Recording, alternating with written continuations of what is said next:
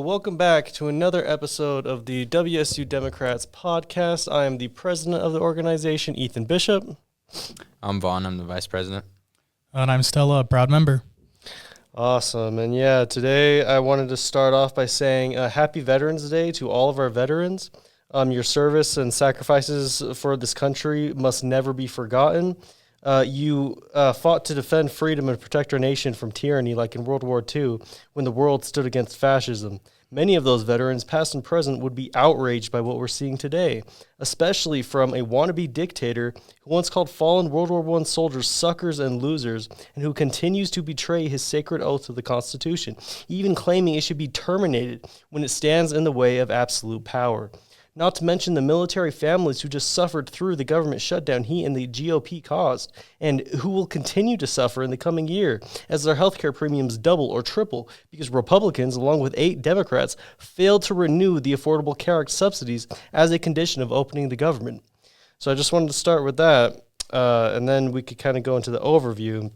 So we'll start with a major development in Utah politics. A judge's ruling last night that struck down the GOP's preferred redistricting map C and instead chose map 1, one of the 2 maps submitted by the plaintiffs, which could potentially give Democrats a real shot at a congressional seat right here in Utah. Then we'll talk about the end of the government shutdown, which came after 8 Democrats broke ranks and sided with Republicans. And after that, we'll take a look at the Democratic victories from last week's elections and what those results could mean heading into 2026. We'll also touch on Trump's claim that Americans will be receiving $2,000 tariff refunds, what that actually means and whether it holds up under scrutiny. And we'll also be able to chat about anything else y'all would like to contribute. So redistricting. Late Monday night, a Utah judge ruled that the congressional map drawn by the Republican-led legislature, which had divided up Utah's Democratic-leaning base, especially in Salt Lake County, was an extreme partisan outlier and rejected it. In its place, the court adopted a map submitted by voting rights groups. The newly approved layout keeps most of Salt Lake County together in one district, creating a strong Democratic-leaning seat for the upcoming 2026 midterm elections. So, do you guys have any thoughts on that before I go on? Yeah, I did some research on this. It looks like all 4 of Utah's House of Representatives seats have been red for 11 years straight now.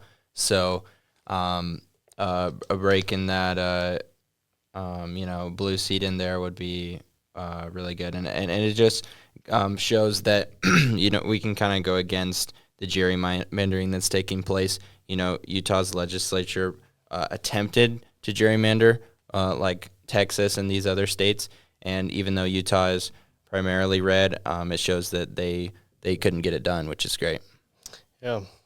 I'm just glad that finally Salt Lake is getting their voices heard, because the county was split in like the middle of like Mapleton or something, or Mill Creek. I can't remember. I think Mapleton's in Utah County, Mill Creek is in Salt Lake County, but it was like split just all 4 right there, where you had like one neighborhood was in the same district as Logan, another neighborhood was in the same as St. George, which is just wild when you think geographically. So I'm just glad to hear that. And one thing I will say is that's pretty much true. There was only one exception to that. A Democrat did win in the blue wave year of 2018. That was before the 2020 census, where they then created the map where it was consistently like there is no way a Democrat could win. It's just all for GOP. But in 2018, it was a Republican plus 13 district, I think, and I'll read about this more because he's one of the candidates who I think we will see run for the seat, and he could be our next congressman from Salt Lake again, because he ran in 2018 and won in a Republican plus 13 district, and now with how it's configured, it's supposed to be about a Democrat plus 6 plus 8 district, so he could win. Then there could be an argument for a progressive in there as well. So I'll go into his kind of bio a little bit. So Ben McAdams is a veteran Utah elected official and attorney. Born December 5th, 1974 in West Bountiful, Utah, he holds a BA from the University of Utah and a JD from Columbia University. He served in the Utah State Senate, was elected mayor of Salt Lake County from 2013 to 2019, and represented Utah's 4th congressional district in the U.S. House from 2019 to 2021. Known as a moderate Democrat who emphasizes bipartisanship and pragmatic solutions, McAdams has worked on homelessness initiatives, fiscal reform, and constituent-focused governance. With Utah's redrawn congressional map making one of the seats competitive again, McAdams is considered a possible contender for a return to federal office. When Ben McAdams first won Utah's 4th congressional district in 2018, the seat had a strong Republican lean of about R plus 13, according to the Cook Partisan Voting Index, making his narrow 694 vote victory over incumbent Republican Mia Love one of the biggest Democratic upsets of that cycle. The newly approved congressional map, however, dramatically changes the political landscape. By keeping most of Salt Lake County together, the new Democratic-aligned district is projected to have a partisan lean of roughly D plus 6 to D plus 8, giving Democrats a legitimate path to a congressional seat for the first time in years. So one thing I will say about that is that's going to be a strong argument for him, and I'll go into the progressive candidate after this to kind of do a contrast, where he's more, McAdams is more moderate. How he won in a Republican plus 13 district in a blue wave year, in a year that looks to be similar to 2026. I mean, 2018 was a midterm under Trump, 2026 is going to be a midterm under Trump, and arguably by the 2025 election results, you could even read that 2026 could be even bigger of a blue wave than 2018. And plus, with that seat being even more Democratic, you could see it's a shoo and he's going to win. He won in the past in a much harder circumstances. And then he also lost in 2020 very narrowly to Burgess Owens, who they then gerrymandered to be in a very safe district. I don't know who's going to run in the Democratic district. We might even have a situation where 2 Republicans will try to run in a safe Republican district because they don't want to lose to a Democrat. So then it'll be a face-off between those 2 Republicans. That happens sometimes, often with population shrinking and things like that when they have to narrow congressional districts. If they don't want to face the Democrat, I could see that happening. But, yeah, so going on, there's also a state senator who I've known about, and I've tried to get on the podcast, but, scheduling and everything just kind of didn't work out. I still want to, and I'm sure we will at some point. But there's State Senator Nate Bluin, who just recently today posted, well, it happened last night, but he posted today that he might be interested in running. He lives in the district. He is a state senator from Salt Lake City. So representing District 13, covering parts of Salt Lake City's northern Wasatch Front, including Sugar House, Mill Creek, Murray, West Valley City, and South Salt Lake. Born in 1989 in New Hampshire, he moved to Utah in 2009, drawn by skiing and public lands. He earned an associate's degree from Salt Lake Community College, a bachelor's degree from the University of Utah, and a Master of Public Affairs from Brown University. Before serving in the legislature, Bluin worked for renewable energy and clean tech organizations, leading efforts on solar, wind, and energy storage across the western U.S. In 2022, he defeated a longtime incumbent in the Democratic primary and won the general election with about 72% of the vote. As a legislator, his priorities include clean air and renewable energy, protecting the Great Salt Lake, affordable housing, and pushing back against corruption or abuses of power. With Utah's newly redrawn congressional map creating a competitive seat, Senator Bluin is being discussed as a possible candidate for higher office, bringing a more progressive voice to the race. So there you go. Looks like he's probably going to run. And then we'll have an alternative to Ben McAdams if we want. And I say this as if we will necessarily be voting in it. Weber State and Ogden obviously won't be part of this congressional district 1, I think it is. I think 1 is the one that's now not gerrymandered and that sort of thing. But yeah, I mean, working on clean air and renewable energy, literally attracted to Utah because of the public lands, saving the Great Salt Lake. He's constantly on Twitter and social media calling out the Republicans. One of the few Democrats in the legislature who really is kind of in step with the social media age. I think he would do such a great job, and honestly, probably not kowtow to the Republicans in some ways that maybe someone like Ben McAdams would do. I don't want to say for sure, but when you look at some of the votes like the government shutdown, when you see someone who's more moderate and that sort of thing, or more independent-minded, and it's not to say it's bad to be independent-minded, but when it gets to the point where you are hesitant to stand up and hold on to your values like what we saw with the government shutdown. I don't want another person in Congress who's going to be like, yeah, I'm going to give the Republicans what they want, and I'm not going to actually fight for the Democratic priorities. I want a fighter in there. And that's what we need right now. That's why Zoran Mamdani won and against Andrew Cuomo. We don't want some, typical politician who's not going to fight and who's, not going to stick it to the Republicans. And, someone could say, well, Abigail Spanberger and Mikey Sherrill, the gubernatorial candidates in New Jersey and Virginia won, and they were moderate.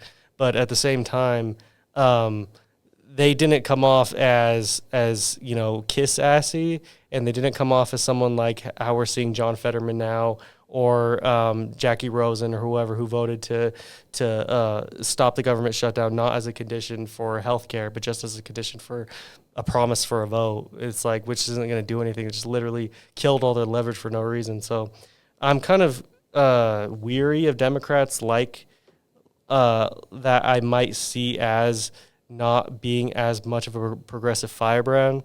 But that's just my opinion. What do you guys think? I think that you mentioned a strong blue wave potentially in 2026. I think that's very likely. I think, the American people are realizing, people who even voted for Trump are slowly realizing that, they don't like him anymore. They don't like Republicans. They don't share the same values or really anything. And I think in the next year, up to the midterms, I think that's going to be even more clear, and that blue wave is going to get even stronger, especially with ACA subsidies not being provided, and people are going to realize, people who, because, with the ICE raids and certain things, it's affecting, more low income and minority groups. But I think something like these ACA subsidies not rolling out is going to affect a lot of Trump voters that they haven't really seen the effects personally of his presidency. So I think it's really going to wake some people up. Yeah.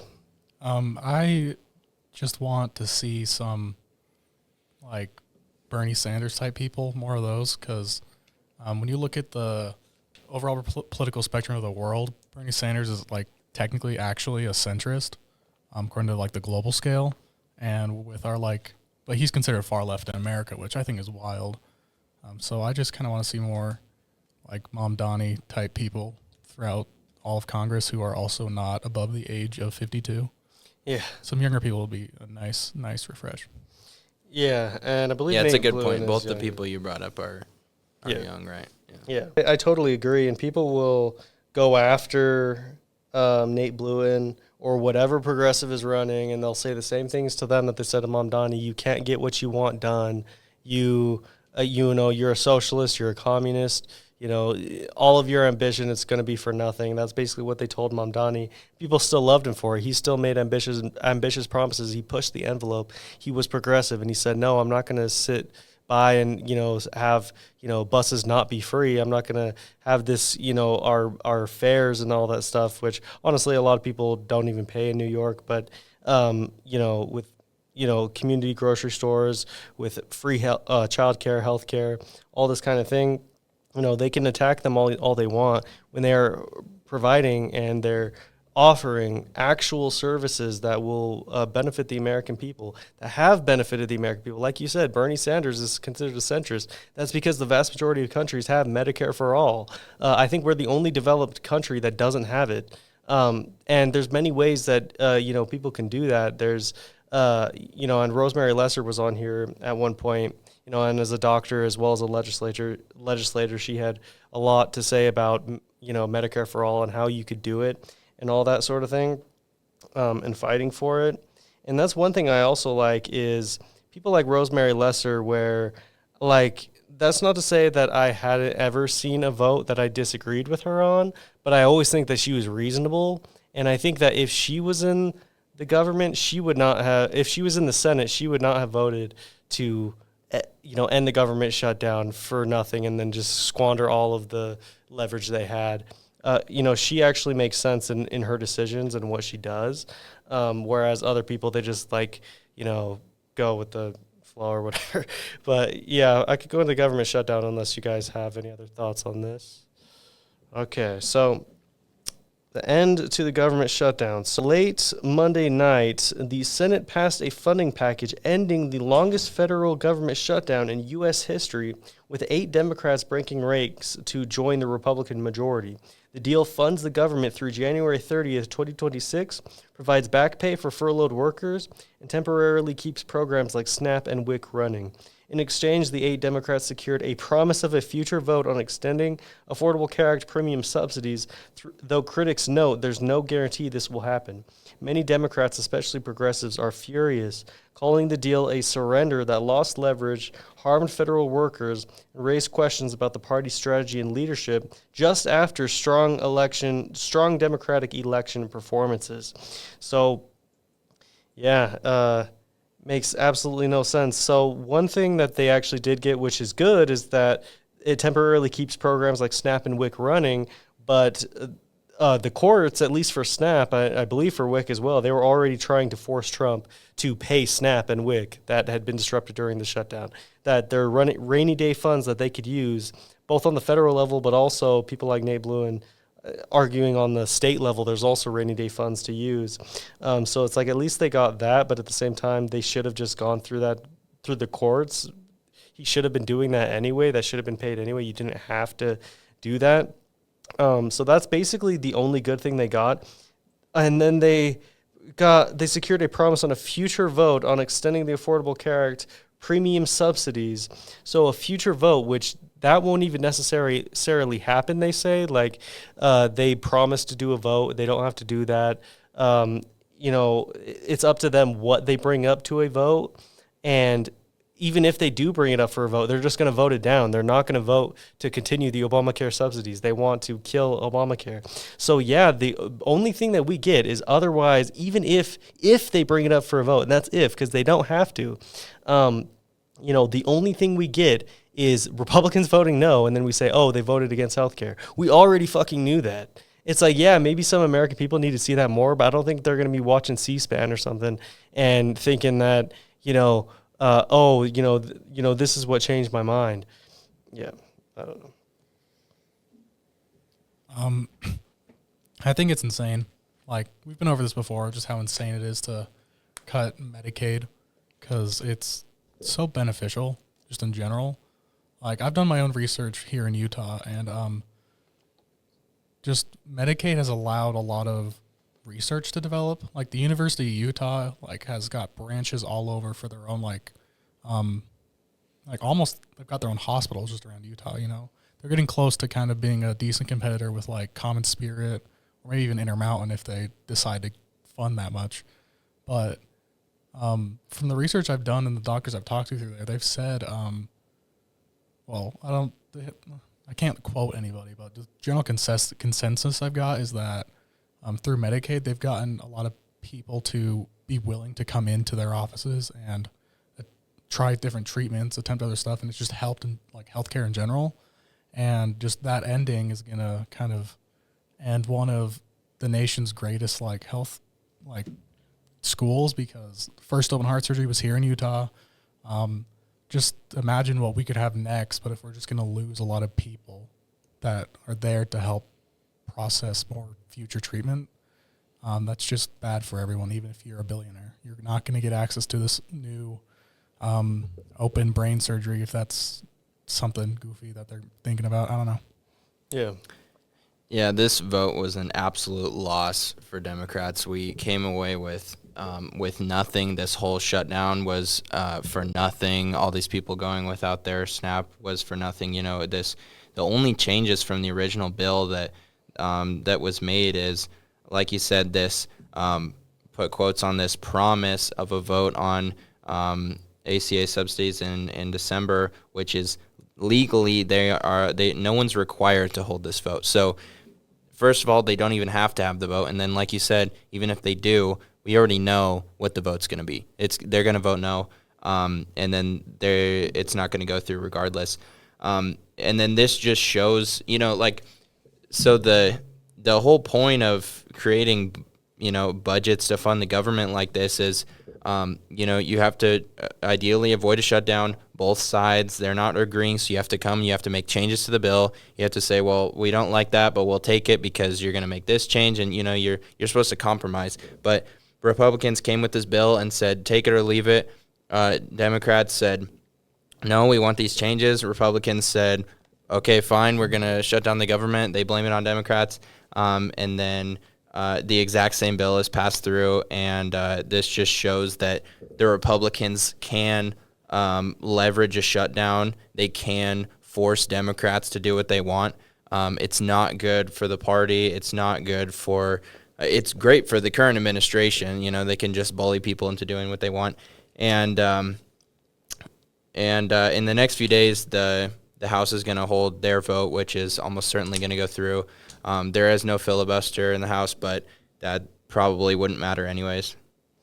Yeah, and one thing I will say, until I remember the other thing I was trying to say, is that with the 8 Democrats, one thing that I don't like, I'll say this first, with the Senate Republicans, not only do they not have to hold a vote on extending the Affordable Care Act subsidies, they have proven that they will do borderline illegal things, like, for example, when Antonin, or I forget how exactly to pronounce his first name, but Scalia died in 2016, and then Obama wanted to fill the seat with Merrick Garland, and there was a Republican Congress at the time. But under the Constitution, the president gets to appoint a Supreme Court justice to, if there's a vacancy, they get to appoint them, and then the Senate can confirm or deny them. So the Republicans could have held a vote, and they say, okay, well, the Republicans on party lines, they're going to reject it, but they were afraid that there was going to be enough Republicans to defect and say, actually we should give him a seat. So they didn't even hold it to the vote because there actually was a chance, because these things are often bipartisan. It's only become more recently with Ketanji Brown Jackson that, it has become more partisan. But when it comes to that, they didn't even hold a vote on it. They didn't even hold hearings on it. They didn't do anything. They waited until after the 2016 election with a vacancy, with a Supreme Court justice literally being dead, not even filling it when they're supposed to fill it, and they don't even bring it up for a vote until after. And then they basically stole that seat by putting Neil Gorsuch on there, because it should have been Merrick Garland, or it should have been whoever Obama appointed, or they should have at least put it to the vote. And if he would have lost, he would have lost, but at least put it to a vote, because at least that would have been competitive. But, yeah. That's a really good point. And another thing I was going to say is the Republican Party, they love to blame. They won't take any responsibility for anything negative. As that Trump quote goes, all the bad parts are Biden and all the good parts are Trump, about the economy, which is just, obviously ridiculous. And they just blame, they push all the negative things onto the Democrats when it has nothing to do with them. And this is getting increasingly harder to do, which is great, and we'll see that more frequently in the next year, because when you have the GOP controlling all 3 branches, and they pass their own budget, who else is there to blame but the Republicans? They can't blame it on, they'll try to blame it on the Democrats, but it's really just not going to work as well as it has been, because they're really just in charge of everything, and you just can't blame it on the people who are not in charge. With the Democrats and that sort of thing, or it's they're not going to be able to be successfully blamed on the government shutdown because, like you said, they're not in power right now, even if they needed the 60 votes to keep the government open. I don't even think it was that. I think, honestly, enough Americans realized and they saw what the Democrats were saying and said, oh, that makes sense.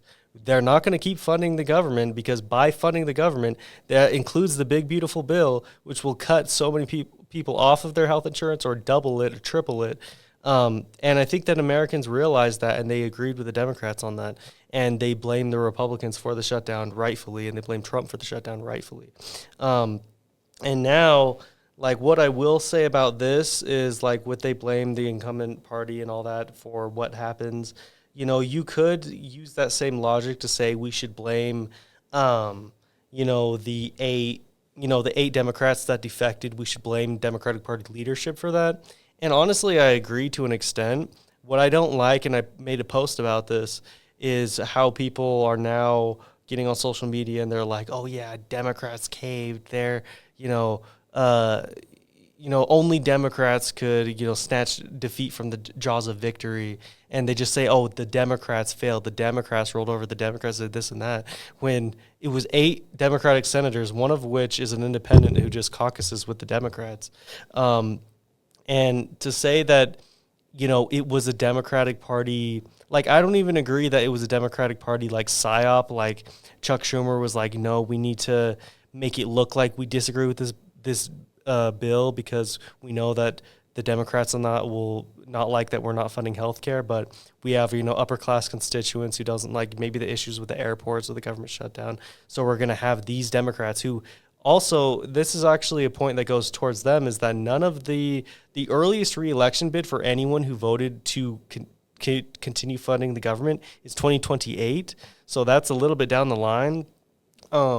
So that was an argument for, oh, no, this had to be coordinated to where they had to have these Democrats take the blame for it, and it doesn't really matter to the rest of it. We can all, even Chuck Schumer can just say that's a bad deal and that sort of thing. But honestly, I don't really buy that, because it could just as easily or even more easily be they know that they're not up for re-election, so then they have less remorse doing it. And then they're like, you know what, yeah, they're upper class constituents, and they think, and to kowtow to the Republicans, they don't really care, or they don't want it to be a bad reflection on them, or they think that over time they'll start blaming Democrats if it goes on for a long enough period of time, or they're just tired of it, something like that. And senators and all that, yes, there's special interests and all that, and yes, there's party like manipulation and all that, but there's also their particular thoughts and feelings, and I think that comes into play more than people want to think, because it has to be some nefarious plot to fuck all of us. I don't know. It's really easy to get these victories when you're the one who draws the out of bounds. You're the one who decides how many points each basket makes. You get to decide where the opponent can shoot baskets from. The Republicans and GOP have obviously gerrymandered the whole fucking country and given them all these like benefits and like extra stuff, like, if you want to think in football terms, Tom Brady got caught and the Patriots got caught so many times with deflated footballs. The GOP has been deflating footballs since the 80s with Reagan. So, like, it's really easy to win, and then as a fan of that team, you're like, the other team just can't compete. It's harder to compete when literally everything is against you. Mm-hmm. Now we're going to basically go into Democratic wins on election night. So in the 2025 election cycle, Democrats logged a series of impressive wins nationally, and they weren't just limited to big states. I don't know why I said that. They weren't just limited to swing states or Virginia or New Jersey. Locally in Ogden, the victories of Flor Lopez, Kevin Lundell, and Alicia Washington highlight how meaningful this shift really is. Lopez earned about 60% of the vote, 1,106 votes to 734 in the District 1 race against challenger Jace Rainfield. Lundell unseated incumbent Bart Blair with about 60.23%, 6,870 votes to 4,536 votes. In Washington, likewise beating incumbent Marsha White, captured roughly 56.63%, 6,431 votes to 4,926 votes. These wins are no small feat. Each involved challenging establishment incumbents, candidates backed by the status quo in a city long dominated by entrenched local power. Together, they don't just signal local momentum; they feed into a broader national trend where Democrats are gaining ground, building infrastructure, and setting themselves up for stronger performance heading into 2026. And what's really notable about this is, I believe, so there was one Democratic aligned seat, Angela Choberka, on the Ogden City Council before this. Now, because Flor Lopez is succeeding her and Kevin Lundell flipped a seat and Alicia Washington flipped a seat, we'll now have 3 on the city council. So I think that's a pretty big change, especially when it took us a long time to get to this point. Like, I think we only had 1 on there for a while, and I think we only won that seat, 2018? I think something like that came up when I was talking to Oscar Matta, who's the former vice chair of the Utah Democratic Party and former president of the WSU Democrats, who was saying how they helped flip that seat. So that's amazing that we were able to flip that. And I think it also goes to show, like, I sometimes will be pessimistic, especially because it's technically nonpartisan. So I don't want to say that it had a D next to their name and the other had an R. Maybe then it would be a little bit more competitive. But at the same time, you'd think, oh, well, maybe they would just vote for the incumbent or they'd just vote for the one they'd seen more or anything like that. Nope, not this time. They actually, it seemed like enough people did their research and voted for Kevin Lundell. And knowing that he's a Democrat, knowing all of this, is the Democratic momentum. And honestly, frustration with Trump and all that, I think, could be a big reason too, because they want to see which candidates are aligned with Republicans, which candidates are aligned with Trump, because they hate Trump so much that they're then going to vote for Democrats. That's basically how I think about it.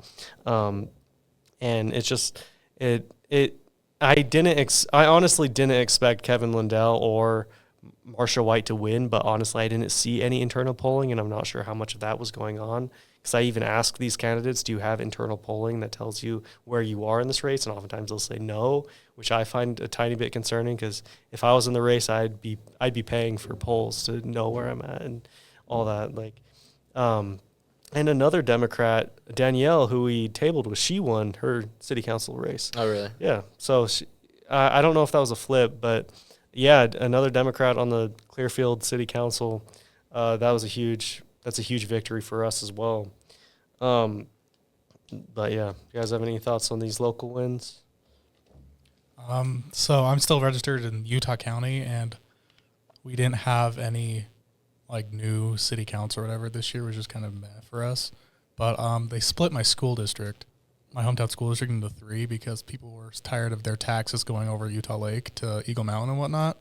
And we had, for my new school district, we had a vote for the school board, and we had a predominant, local figure who's been mayor of my hometown, has been on city council and school boards all the time, who is, fairly right-leaning, kind of that, kind of anti-school lunch, free school lunch, and whatnot. And then we had another one, which was a good friend of my family's, and she is very, pretty progressive when you, look at school in general, because she worked with special needs kids. She worked in the library. She kind of climbed the ranks through the school and, worked with the students. And she's very pro, making sure every student has their needs met.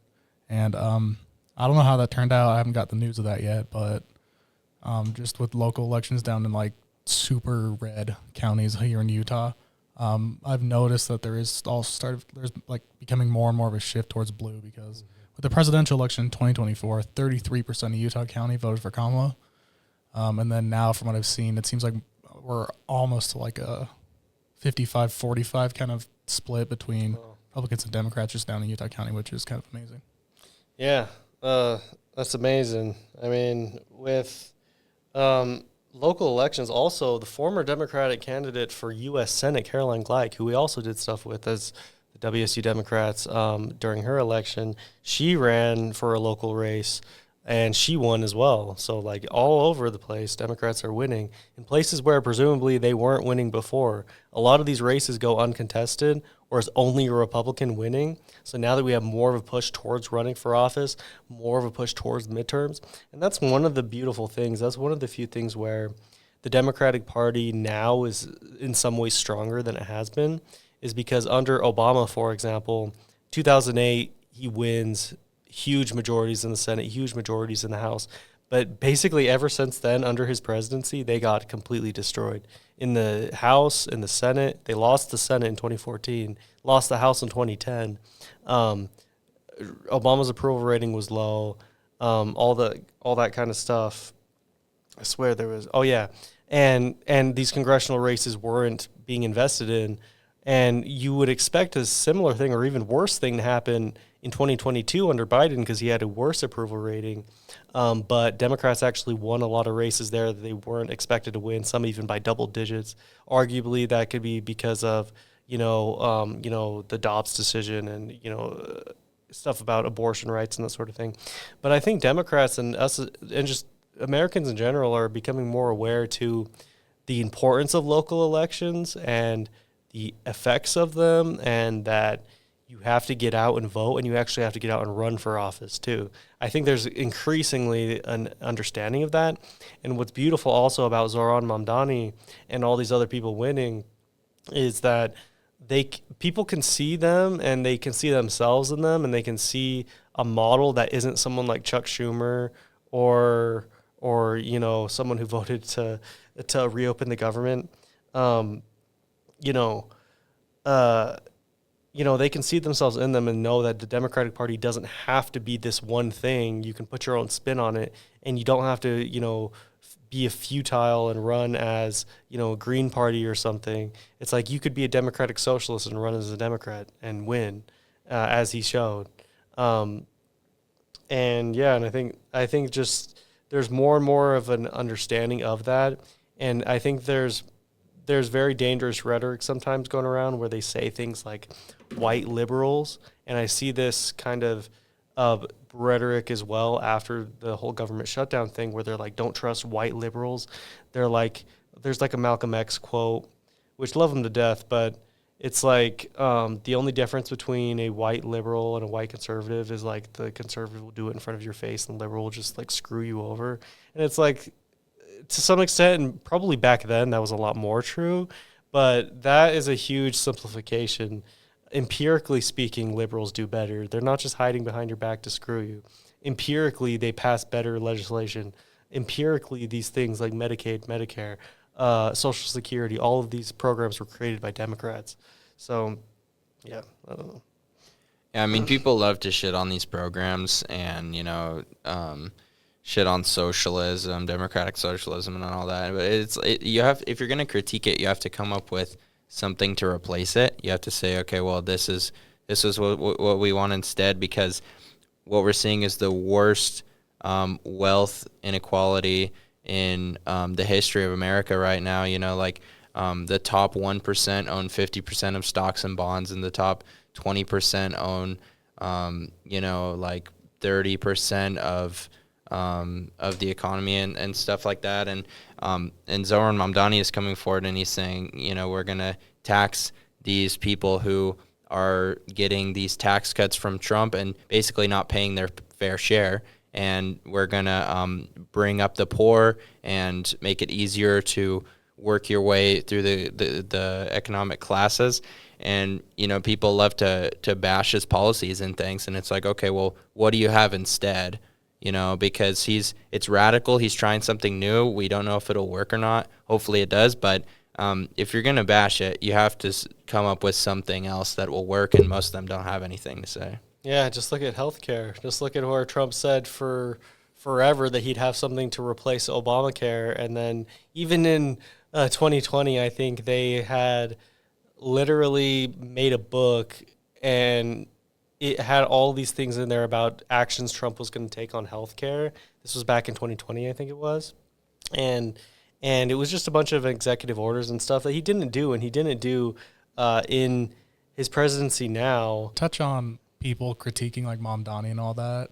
Another thing a lot of people say is, we're going to get all these people leaving New York. And the case with that is, there's been a lot of jokes in it, and it's like, there's 1 million New Yorkers leaving New York, so there's going to be 1 million apartments open.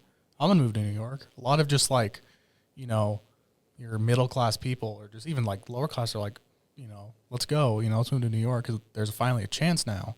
And everyone's like, well, if all the billionaires that live there leave, there's going to be no money. Well, if you're replacing like 3 billionaires with 50,000 people who make like 60,000 a year, the economy's not going to change that much.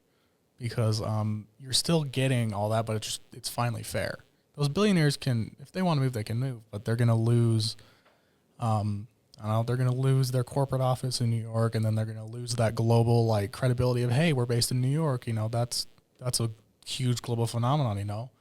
You go across the globe, everyone knows what New York is. But if you move your business to Albuquerque because, it's more of a red area, that's not a good example. New Mexico's fairly blue. But, like, if you're moving your company to Tucson, Arizona, which is fairly, right-leaning, your market in Japan's going to be like, where's that? And you're going to lose so much customers. So if you're smart, it's going to kind of go back to like the 50s, where all the rich millionaires like Frank Sinatra was paying like 90% of their income, but they still had so much money and they didn't seem to complain about it, which is like a great thing in my opinion. So this inequality is awful and we need to like fix that. But all these people being like, people are going to leave. Well, the people who are leaving are going to lose something, that they probably don't want to lose, whether it's credibility or like a global market. And then the people who are going to come in and replace them just are going to have the sheer willpower and optimism to keep the economy of New York where it is or even improve it. And then, again, to touch on these people who are like, ooh, I hate all these, a lot of Republicans be like, I hate all the immigrants that, take all the Medicaid, take all the Social Security. Well, fun fact, the highest number of people who like are relying on the government are your kind of white trash, lives in trailer parks, kind of MAGA white people, and, it's just wild because, you see all over the internet, a lot of MAGA people like regretting Trump because they're like, oh crap. Like I voted for this and now I'm, losing SNAP benefits. I'm losing healthcare. I'm losing all this that like I needed before. And it's just wild to me. And then another thing I like to touch on is like there's like even like the rich MAGA people who pretend to be like these rednecks, they piss me off so much because they're not. They live in a giant house on top of a hill, just wasting all this money. And that's kind of not the like traditional redneck way, which I know because half of my family, comes from that part of the South. That was just kind of like that redneck where it's like, you mind your own business, we keep our family safe, like that kind of stuff. A lot of MAGA is, claiming that, and I think it's bullshit. Yeah, and I didn't even think about how even if a bunch of people leave, then it'll just make housing cheaper, so then there's going to be more people going there.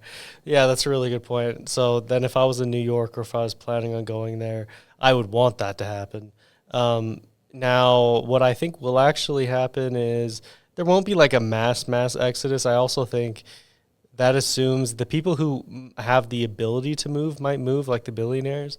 The vast majority of people, they don't have the ability to move, the financial means. Even the vast majority of people who voted against Zoran Mamdani, they're not going to financially necessarily be able to leave.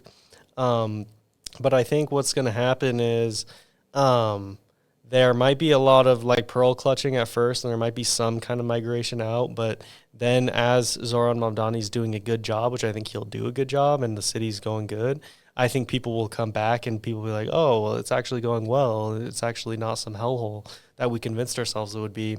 But yeah.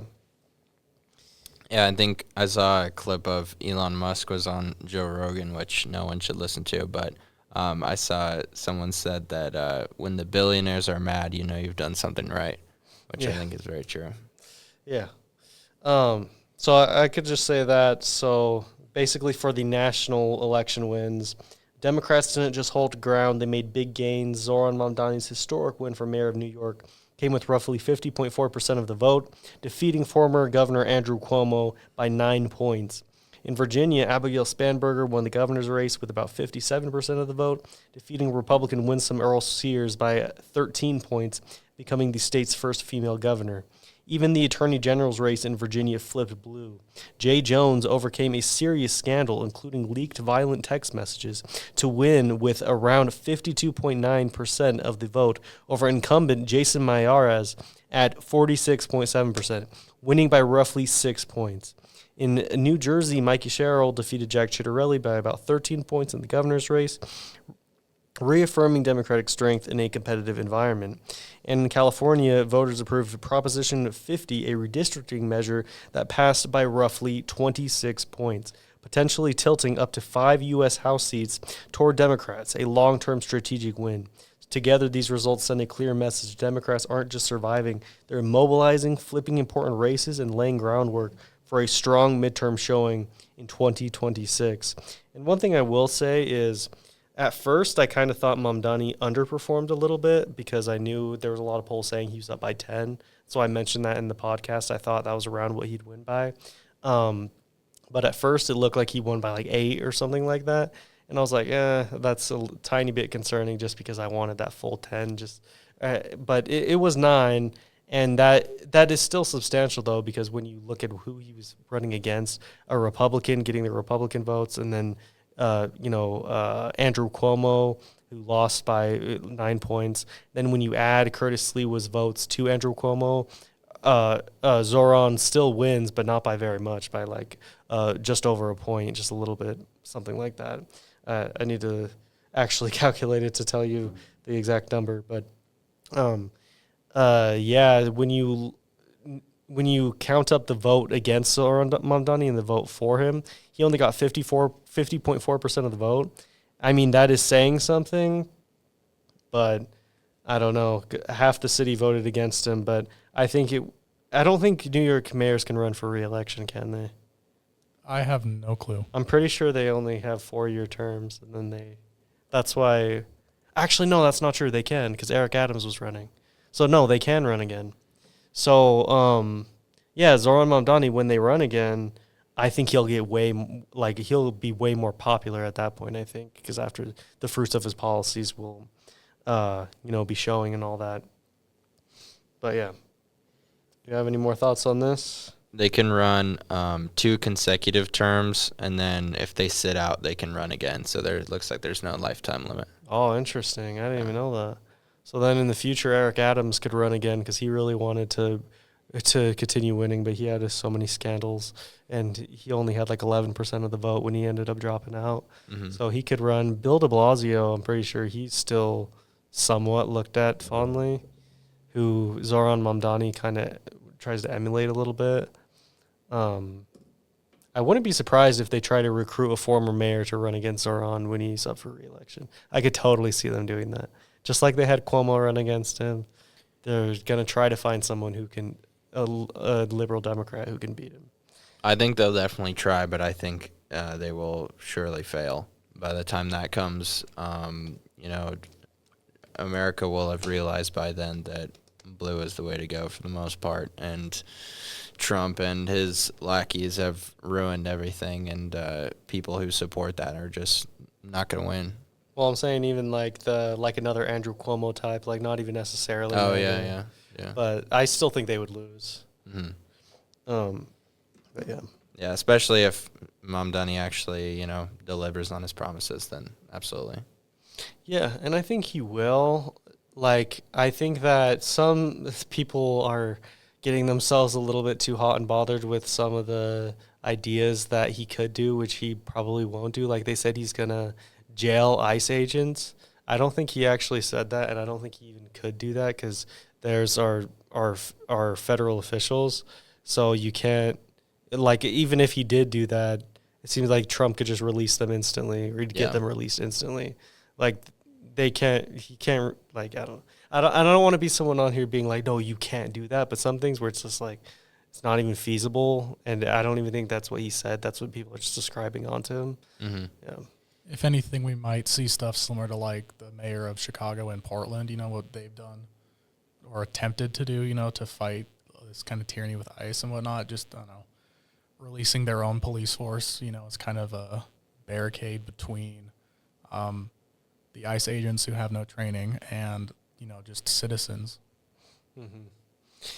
Yeah, and ICE agents, they literally are so emotional, just throwing people on the ground, just, unmarked clothes, not even don't even look official. Like I saw one video of them arresting a city council person who was a progressive because she was asking for a warrant, and she literally asked a couple times, and then he grabs her, throws her arms around her back, and just handcuffs her and all that. Literally probably does it as aggressively and as tightly as possible to hurt her. And it's just absolutely fucking disgusting. Like, I think when we look back in the history books, we will really see ICE a lot like Hitler's Gestapo. Like, seriously, this is Trump's Gestapo. Like, yeah, and honestly, and I feel more comfortable saying this because I'm white and all that, but I fear that over time, over the course of Trump's term, it could start slipping to where he's like, and he already said he wants to do homegrown. So anyone who's against him, he wants to round up. And so I don't even think white people who oppose Trump are safe from ICE even when it gets to that point. Right now, might be, but watch maybe, I don't know. I think that he'll start going after him. He's already trying. I think that, or go ahead. We're getting to a point, I believe, that if you say the words, I don't believe in fascism, you're going to be thrown in jail, because that's Antifa. So I wouldn't be surprised.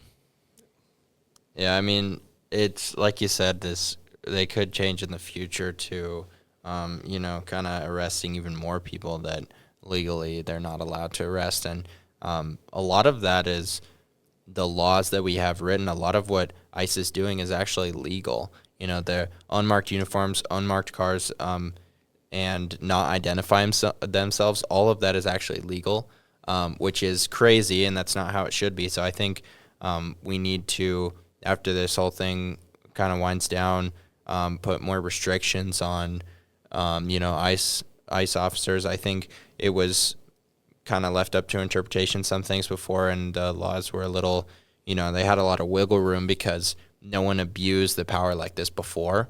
But the opportunity was there, and now they've done it, and we've seen that we need to make changes. I think a lot of ICE agents might be doing their work under the protection that and the hope that if they do something very, very wrong and get prosecuted for it, Trump can just pardon them, like you mentioned. And we saw just a few days ago, Trump pardoned, I think it was 7 people. Among those were Rudy Giuliani, who was charged for helping organize false elector states after the 2020 election. And Sidney Powell, who pleaded guilty to interfering with Georgia's vote systems in 2020.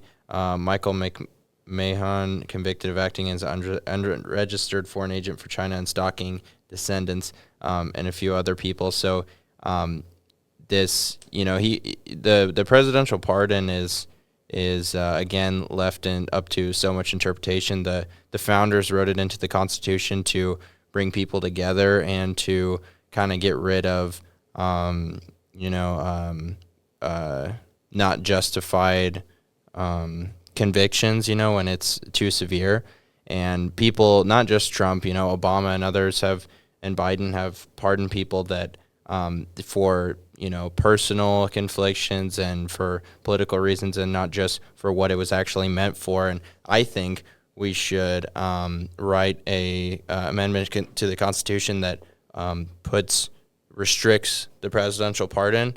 And some things I think we should do with that is we should allow Congress or an independent panel to review, delay, or veto pardons in certain cases. And I think that you should also be required to explain and give a reason for your pardon, because you don't even have to do that right now. And that'll just hopefully, I don't know, I think that's kind of a long stretch, but I think we should definitely be putting some restrictions on pardons. So, because we're just seeing it gets worse and worse. They're just abusing it because they legally can. There's no one stopping them. Yeah, and one thing I will say, with Joe Biden, I think he pardoned Hunter Biden and a few other members of his family before leaving office. It's honestly, I don't blame him for that, because he knows what Trump was going to do when he went into office, that their DOJ would definitely go after Hunter Biden, and for an unfair level, literally just be an attack dog going after him, just trying to prosecute him, trying to go after his other family members and that sort of thing. But yeah, I agree in general, there definitely needs to be a change on the pardoning power. The fact that Trump can just do that, it's no, you shouldn't be able to pardon your own political allies. That makes no sense. I agree with maybe you should pardon someone who was convicted of a crime, who really shows remorse and they weren't going to do it again and they were in a bad situation or something like that.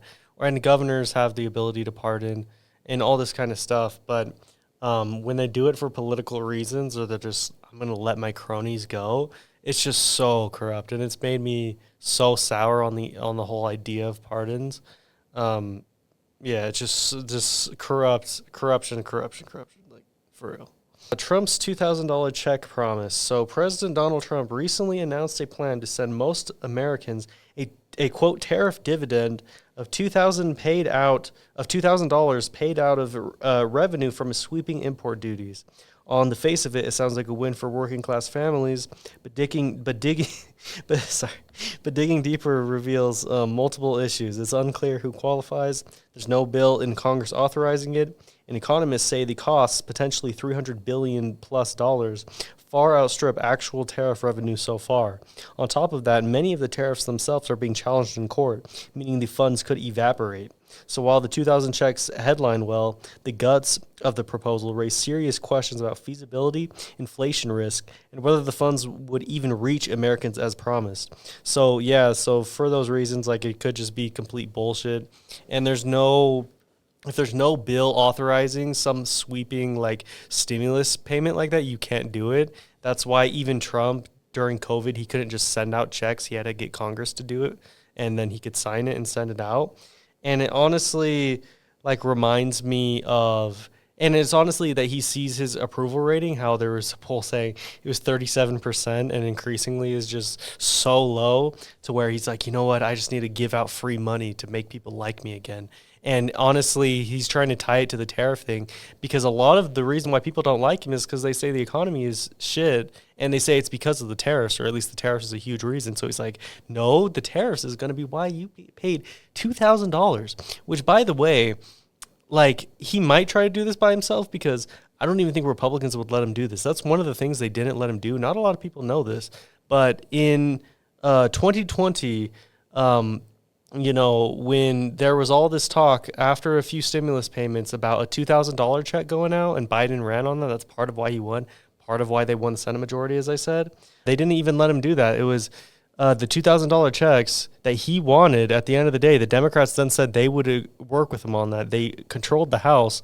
They actually, so they had the president and the House supporting that just because he wanted, you know, political points at that moment. And, you know, the Senate Republicans and House Republicans, they just didn't let him do it. They didn't let him pass that bill. And it wasn't until Biden got into office that they passed it. So it's not the first time Trump's been like, oh, I'm just going to give out money, you know, to make you like me or whatever.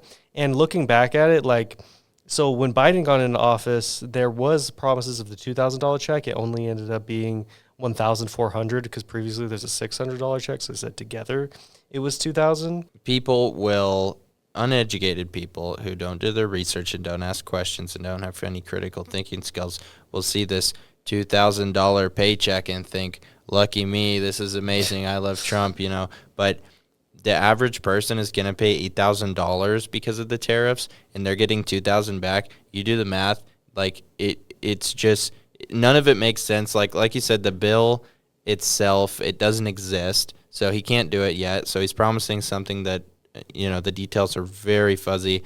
And then also the math doesn't add up. So analysts are saying that $2,000 to each person, hundreds of millions of people, billions of dollars, hundreds of billions of dollars, which is possibly more than the actual tariff revenue collected.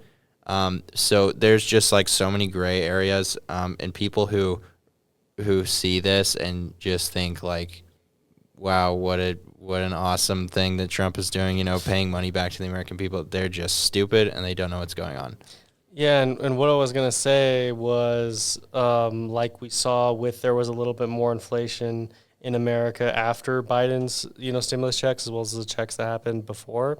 But with that, and the economic analysis even shows, like, with more inflation, you had a stronger economic recovery from COVID. So that's one of the reasons why America had the strongest economic recovery from COVID of any developed nation. But there was still inflation, you know, because of the stimulus checks. Whereas now we've been brought back from COVID in that I think the unemployment rate isn't, you know, in the trash where it was. You don't need to give people money so they can stay and not go homeless and that kind of thing. And, you know, we're not super worried about deflation right now as far as I'm concerned. So, you know, you're literally only going to be contributing to inflation at this moment, which I don't think is the right thing, on top of literally everything else, make this economy even less livable for a normal American. that's my thoughts. But I don't really have any thoughts on it, but what if Trump just like sold all his real estate and then handed that out to everybody? Like, That's another thing I think we should change as president. Like, I think it was Jimmy Carter. It was Jimmy Carter. Yeah. Yeah, I think that'd be a great idea. yeah, so is there anything else we want to talk about before we wrap it up?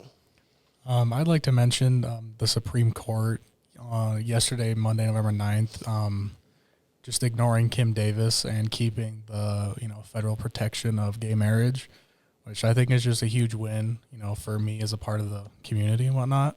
And also, after kind of doing some research on what Kim Davis's points were, is she was like, oh, this goes against my, amendment to, have religious beliefs, and I believe I shouldn't have to give out these things. But, she's a government official. When you're on the clock, you kind of have to be bipartisan towards the Constitution. When you're off the clock, you can kind of do whatever you want. And hearing all of her arguments and a lot of people, kind of siding with her, I've kind of determined that Republicans and, other right-wing people, so like smaller political parties like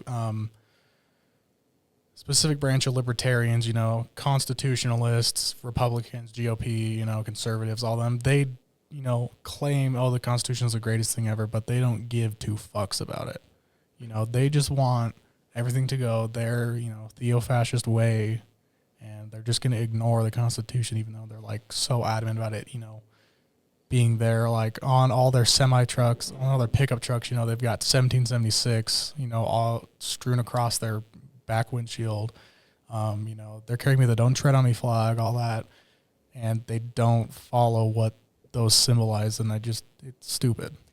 I think they definitely support the Constitution, but only when it aligns with their values. And, they'll support Trump to the bitter end when he is, the greatest threat to the Constitution potentially we've ever seen.